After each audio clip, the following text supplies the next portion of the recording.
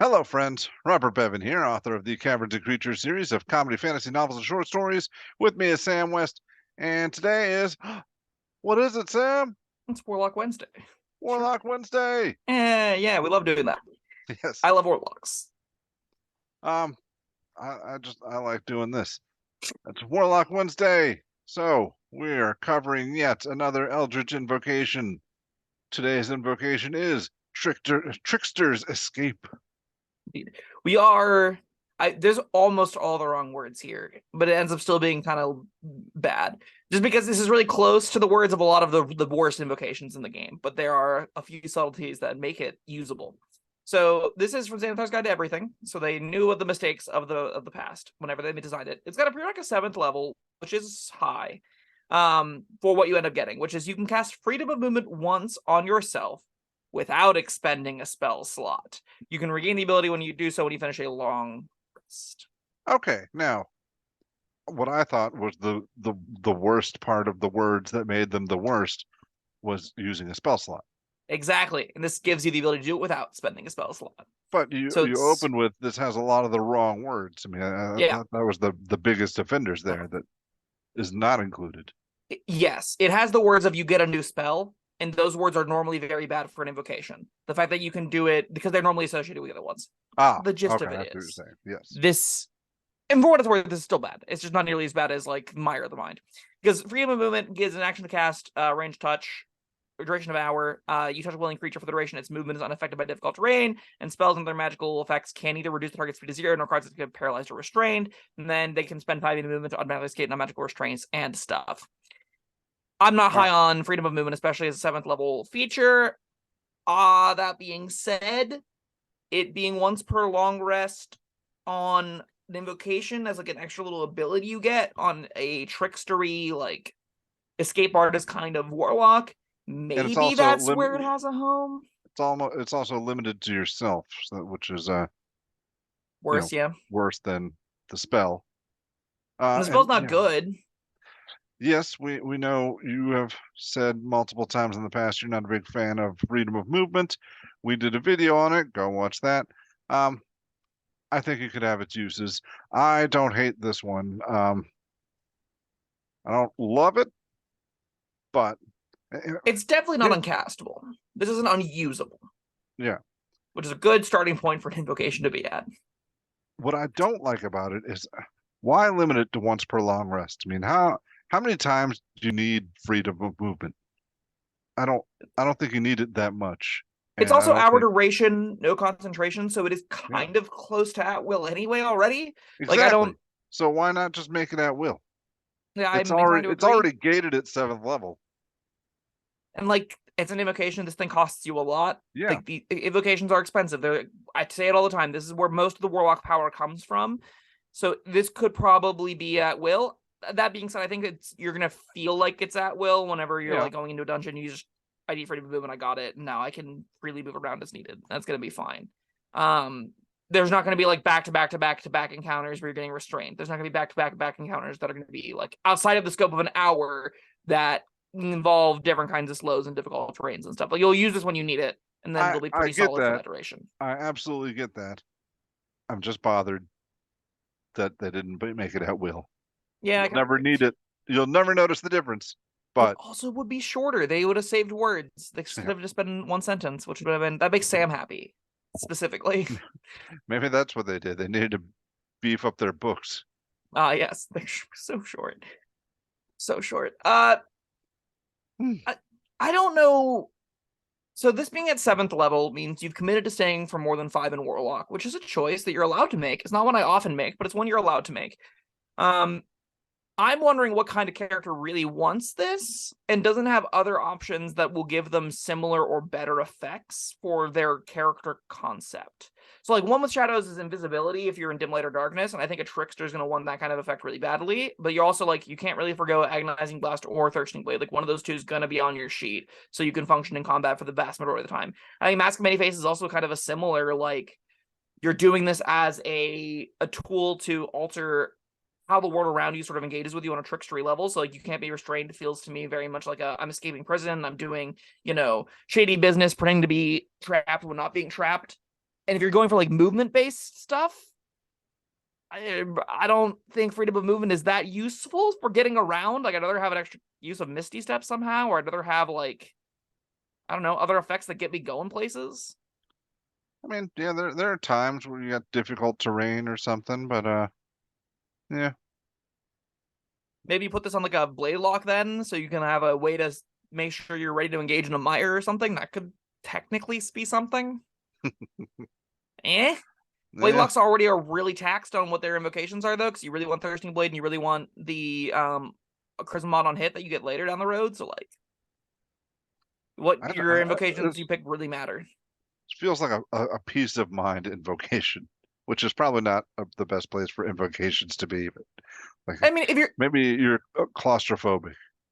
yeah, maybe this could also be the kind of thing like you reach 13th level and you got all the ones you want, and you yeah, okay, an extra spell's fine, and like I'll use freedom of movement now and then. That's fine, and sometimes in the upper tiers, that's fine is good enough. You know, you get your you got an extra pack slot. You got your Mystic Arcanums that are starting to put in a lot more work. Maybe you got room to just say, screw invisibility at will. I'll take this for some reason. I don't know. I it's not unusable, right? But like I'm seeing a lot of things I'd rather have than it, even in the upper tiers. and maybe you've got a DM that really likes to hold person people. That paralyzes. Does this prevent paralysis? It does. Okay. Yeah. Okay. If you're going to like McGorgon's petrify, this doesn't prevent petrification. Yeah, I'm not entirely sure where else this really sees a home, but maybe you're like, oh, I know the big bad is whole person, and they do it on me all the time, and now they can't. Cool. Yeah, I guess it's nice to have one person that can't be. Yeah, but still, you have to know when to cast your one Yeah, use of this. I even like I'd be fine. There is a subclass feature in this game that is just you're under the effects of a freedom of movement spell.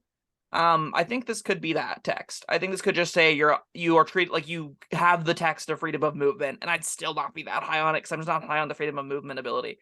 But it's like not technically nothing. Maybe this will buy you an extra round. Maybe you can use this along, like maybe you're the one setting up the difficult terrain, and then Yeah. or you're in a group that's weaponizing difficult terrain, and now you can like freely navigate through without that much issue. That could be something cute to try. This is cute with I mean, this doesn't work with spike growth, or not spike growth. Plant growth. The plant growth, because that specifically costs you 4 for 1, and I don't think it's called difficult terrain, so I believe this doesn't Right. No, interact with that. I could be yeah. wrong. It'd be if I'm DMing that every single time this beats that, because that's all this text is All right. supposed Well, to this do. says, all right, unaffected by difficult terrain and spells and other magical effects that can neither reduce the target's speed nor cause the target to be paralyzed. So reduce the target's speed. Does that not account for plant growth? Plant growth says for each foot you move, you have to spend 4 feet of movement, not your speed is reduced by 10 or whatever, like a Ray of Frost would. Yeah. All right, tricky wording. Yeah, I think technically plant growth beats this rules as written, but as again, I think Well, rules as intended. This beats plant growth. I don't think so. I think those rules as written were intended to be that way, or else it would have just said reduces your speed. That's a I think the different mechanism there was intentional. I think there's a lot of weird overlap that isn't intentional, even a little bit, and I think this is one such case where they expect DMs to go, "Oh, they know that this is supposed to work this way." This screams rules as intended to me. That's nitpicky, the rules lawyery, and commenters let us know which do you think is the case. Do you think plant growth is supposed to be freedom of movement, or the other way around? Yeah, I'm interested in your opinions as well. I thought plant growth was written in such a way to, get around freedom of movement, yeah, and other such freedom-ish, whatever. Ultimately, do you want, like, if you're playing a warlock, you're not taking this at 7th level, right? Probably not. No. You're taking this like 15th level over the one good 15th level invocation? I don't think so. Like, that's the invisibility at will. You could even get like Arcane Eye at will, which I think is probably close to this, honestly, as far as like how good it is. I really don't rate freedom of movement that highly, and Arcane Eye at will is like kind of neat. Yeah. I think I take Witch Sight over this every single time to see like illusion and true sight and stuff. That seems better. Well, I mean, all right, this could. All right, going back to what you were saying before, if you have a plan, if you have a specific build in mind where you are laying down difficult terrain, Mhm. and this is part of your strategy for being able to move freely through it, that's when you're taking this. And it definitely is going to be more team strategy than your strategy because warlocks don't have great tools to do that. Yeah. So, Well, I like, mean, if you got like a druid and a wizard that stick, okay, then this might make a lot of sense on your sheet. if you've got other things that are worth having in this build to justify 7 levels of warlock, and then multi-class into other things that can make more use. I don't know. This is pure theory now. Sure, wild speculation. Yes. This probably is a 2, right? Not uncastable. It is technically an expansion of resources. The resource just Yeah. isn't that impactful, I think. Yeah, probably a 2. I want to like it more, but yeah. It's better than all the ones that say you can spend a warlock spell slot on any spell. Oh, absolutely. So that's something. Yeah. All right. Commenters, let us Well, know what you think. Am I way missing the mark on freedom movement is actually a banger? I've never seen it get cast, not once. And every time I'd expect it to get cast, like Misty Step is just better than it. Like most of the really cheap, easily accessible mobility stuff is just better. But maybe I'm wrong. Maybe you got other opinions in the comments. Hey, let me hear your freedom of movement stories. we really hype up Warlock Wednesdays. These recent ones have not been living up to the hype. Levistus was hype. It was Yeah, weird. that was fun.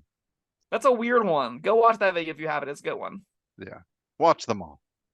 Yeah, agreed. All right. I can't wait for the 10-hour supercut of every Warlock Wednesday stapled on top of each other. That's gonna be great. It's already a playlist. I think that's as much as you're getting. Okay. Okay. Well, that was Trickster's Escape. Let us know what you think in the comments. Thank you, Sam, and thank you everyone for joining us.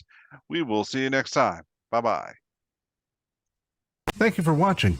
If you found this helpful, informative, or entertaining, I'd really appreciate it if you hit the like button below. You needn't smash it. A gentle tap will suffice. If you want to see more videos like this, subscribe to the channel. And make sure you check out the links in the description where you'll find my Caverns and Creatures series of comedy fantasy novels, Sam's full review of the spell, and other fun things.